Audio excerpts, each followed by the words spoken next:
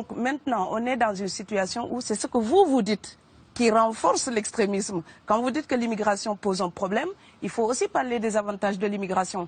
Parce que moi, quand je travaille en France, je paye mes impôts ici. Donc les étrangers qui sont là, il y a une partie qui peut travailler et envoyer au pays aidé. La majorité paye ses impôts, s'installe dans vos pays, enrichit vos pays. Donc ce sont des citoyens productifs. Après, il faut voir, il y a une minorité qui vient, il y a des morts, certes.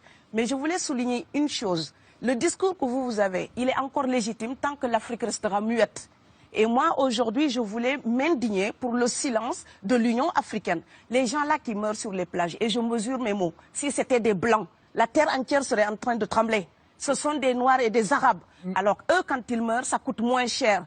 Ici, j'étais venu en 2008 et j'avais dit, l'Union européenne, avec ses flottes de guerre, avec son économie, je vous dis une chose, si on voulait attaquer nos pays ici en Occident, il y aurait des moyens de se défendre. Donc si on voulait sauver les gens dans l'Atlantique, dans la Méditerranée, on le ferait. Parce que les moyens qu'on a mis pour Frontex, on aurait pu les utiliser pour sauver les gens. Mais on attend qu'ils meurent d'abord. C'est à croire que le laisser mourir est même un outil dissuasif. Et je vais vous dire une chose, ça ne dissuade personne. Parce que quelqu'un qui part et qui envisage l'éventualité d'un échec, celui-là peut trouver le péril absurde et donc l'éviter. Mais celui qui part pour la survie, qui considère que la vie qu'il a à perdre ne vaut rien, eh bien celui-là, sa force est inouïe, parce qu'il n'a pas peur de la mort. C'est exactement pourquoi il faut fermer des frontières discours, il faut sauver l'Afrique et sauver l'Europe. Vous ne pourrez pas resterez pas comme des poissons rouges dans la forteresse européenne. La crise actuelle nous a démontré ça. Au jour d'aujourd'hui, l'Europe ne sera plus jamais épargnée tant qu'il y aura des conflits ailleurs dans le monde. L'Europe ne sera plus jamais opulente tant qu'il y aura des carences ailleurs dans le monde. On est dans une société de la mondialisation où un Indien gagne sa vie à Dakar, un Dakarois gagne sa vie à New York, un Gabonais gagne sa vie à Paris. Que ça vous plaise ou non, c'est irréversible. Alors trouvons une solution collective ou bien déménager d'Europe parce que j'ai l'intention de rester. Quand quelqu'un part, c'est comme quelqu'un qui est élu, choisi, peut-être le plus débrouillard. Et il y a tout un clan ou toute une famille qui pose son espoir sur cette personne-là. Monsieur, là, je vous vois bien habillé, bien nourri. Si vous étiez affamé chez vous, peut-être que votre famille serait ravie d'imaginer que vous pourriez aller gagner de quoi faire vivre les autres. Donc c'est aussi une solidarité qui est en œuvre. On laisse partir quelqu'un, on compte sur lui. Vous allez me laisser terminer.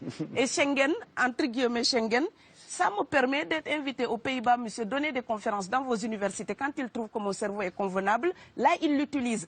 Par contre, ils sont embêtés à l'idée d'avoir mon frère, qui n'est pas aussi diplômé que moi et qui pourrait avoir peut-être envie de travailler dans le bâtiment. Donc, vos pays deviennent schizophrènes. On ne peut pas trier les gens comme ça avec les étrangers utiles et les étrangers néfastes. Et la deuxième chose que je veux dire aussi, c'est que les Européens, là, on voit des Africains qui viennent, d'accord? Ce mouvement, ce déplacement de population, on le voit. Mais on ne voit pas le mouvement des Européens allant vers les autres pays. Alors celui-là, c'est le mouvement des puissants, ceux qui ont l'argent, ceux qui ont le bon passeport. Donc vous allez au Sénégal, vous allez au Mali, vous allez dans n'importe quel pays du monde, au Canada, aux États-Unis, partout où je vais, et je voyage tout le temps, je croise des Français, des Allemands, des Hollandais. Je les rencontre partout sur cette planète parce qu'ils ont le bon passeport. Donc, comme avec l'exotisme, l'Europe s'était arrogé le précepte unique, unilatéral, de l'exotisme. Les autres sont exotiques. Alors que pour quelqu'un de mon village, il n'y a rien de plus exotique que quelqu'un d'Amsterdam. Maintenant, pour l'étranger aussi, pour les voyages des temps modernes avec la mondialisation, quand les pauvres viennent vers vous, il y a des mouvements de foule qu'il faut bloquer. Mais quand vous, avec votre passeport et avec toutes les prétentions que cela donne, vous débarquez dans les pays du tiers-monde, là, vous êtes en terrain conquis. Donc, on voit les pauvres qui se déplacent, on ne voit pas les riches qui investissent dans nos pays. L'Afrique se développe en taux entre 5 et 10%. Ce n'est plus de la progression, c'est de la surchauffe. Sauf que quand des pays du tiers-monde se développent et qu'ils n'ont pas les moyens, pour gérer tout ça, il faut une ingénierie, il faut une formation, il faut des populations pour installer une démocratie. Là, cette surchauffe-là, vous avez besoin qu'on reste dominé pour servir de débouché à l'industrie.